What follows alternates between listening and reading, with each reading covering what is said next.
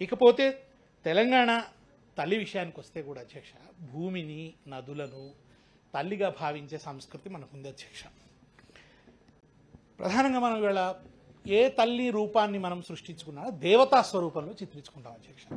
అది మనకి మొదటి నుంచి ఇక్కడ భారతీయ సంస్కృతిలో ఉన్నటువంటిది. మీరు భారతమాతను చూడండి, కిరీటం ఉంటుంది, ఆభరణాలు ఉంటాయి. అట్లానే మీరు గోదావరి మాత అని ప్రతిష్ఠించారు. గోదావరి మాత కూడా మీరు చూడండి, ఆభరణాలు ఉంటాయి, కిరీటం ఉంటుంది. మహాత్మా గాంధీ వారణాసిలో భారతమాత దేవాలయాన్ని ప్రారంభించారు. మీరు అక్కడికి వెళ్ళండి, ఆవరణలో ఉన్న భారతమాత విగ్రహం చూడండి ఎట్లా ఉంటుంది. ఆమె కిరీటంతో ఉంటుంది, ఆభరణాలతో ఉంటుంది. ఒక సంపద్వంతమైన సంస్కృతికి ప్రతీకగా అట్లా మనం ఆ మూర్తుల్ని తయారు చేసుకుంటాం అధ్యక్ష. తెలంగాణ తల్లికి కూడా కిరీటం ఉంది. తెలంగాణ తల్లి కూడా ఒకటో రెండో నగలు ఉన్నాయి.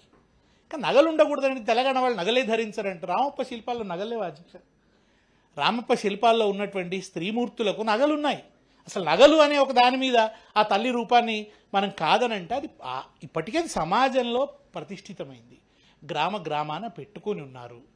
అది ఇప్పుడు అందరి తలపులలో రికార్డ్ అయిపోయింది. అన్నిటికన్నా ముఖ్యంగా అది ఎందుకు వచ్చింది అధ్యక్ష? ఉద్యమ సందర్భంలో వచ్చింది. ఉద్యమ సందర్భంలో తెలుగు తల్లి ప్రతీకను ఉమ్మడి రాష్ట్ర ప్రతీకగా ఉపయోగించారు. అప్పుడు మనం ఏం చేసామంటే, నిజానికి మనకు తెలుగు భాష మీద కూడా మనకేం కోపం లేదు.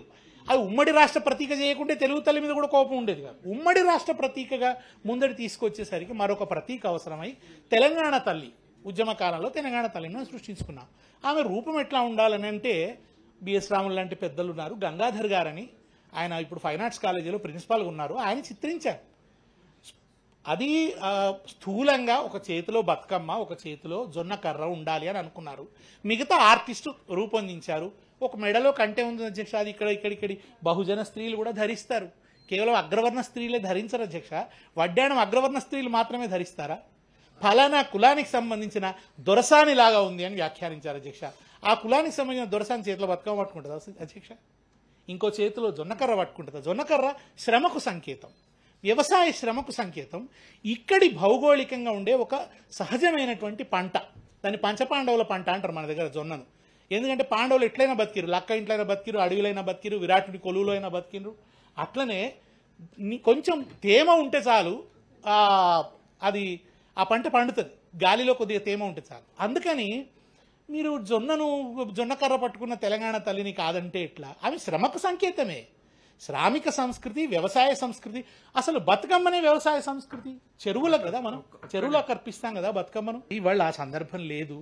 ఇప్పుడు మరి ఎందుకు మీరు ఆ చర్చను ముందుకు తెస్తున్నారు? పైగా దాన్ని ప్రజల్లో చర్చ అంటున్నారు. కంక్లూడ్ చేయండి. దాని సంక్లిష్టతలు ఏవో అవి మీకు సంబంధించిన సవాల్గా అది మారే పరిస్థితి ఉంటుంది. అది మీ ఇష్టం అధ్యక్ష. నా కోరిక అయితే ఇవాళ ఉన్న తెలంగాణ తల్లి తెలంగాణ సంస్కృతిని ప్రతిబింబించే విధంగానే ఉంది. ఒక దేవతామూర్తి వలె ఉంది. ఓ కాళీమాత, ఓ లక్ష్మీదేవి, ఒక సరస్వతీదేవి. ఆల్రెడీ ఎస్టాబ్లిష్ అయిందని ఎందుకు మార్చాలనుకుంటున్నారో అది వారి విజ్ఞత అధ్యక్ష. నేను చెప్పే దగ్గరికి చెప్తున్నాను, అంతకంటే చెప్పగలిగింది కూడా లేదు అధ్యక్ష.